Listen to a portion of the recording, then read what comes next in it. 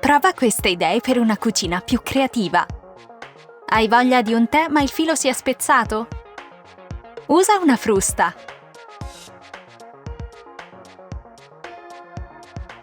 Comodo. Il vino si è scaldato? Prendi della carta assorbente e bagnala in acqua fredda. Avvolgi la bottiglia e riponila in frigo.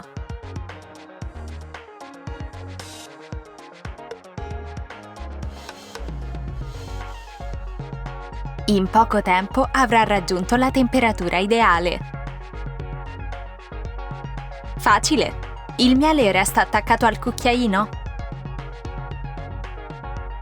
Ungi il cucchiaino con dell'olio d'oliva. Il miele si staccherà facilmente. Spruzza dell'olio su un mestolo e usalo per cuocere le tue uova a bagnomaria. Ultima la cottura nell'acqua bollente. Delle uova sane e gustose.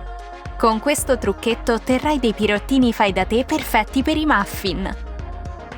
Piega un quadrato di carta forno in 4 e pratica dei tagli in questo modo. Modella la carta sullo stampo con un bicchiere. Versa l'impasto e inforna.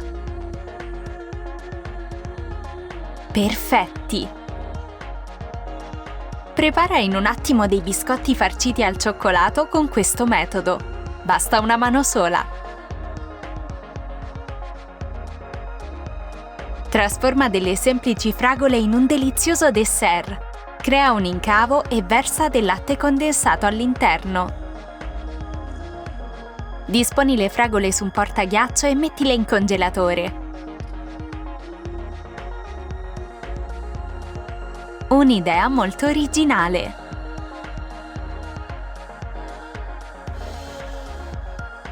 Apri la confezione del formaggio in questo modo.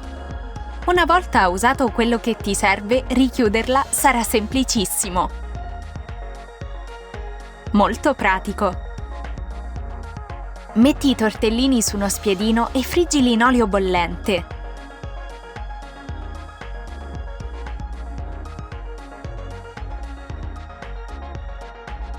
Un aperitivo originale e sfizioso. Per tagliare l'aglio, gira il coltello. Sarà molto più facile.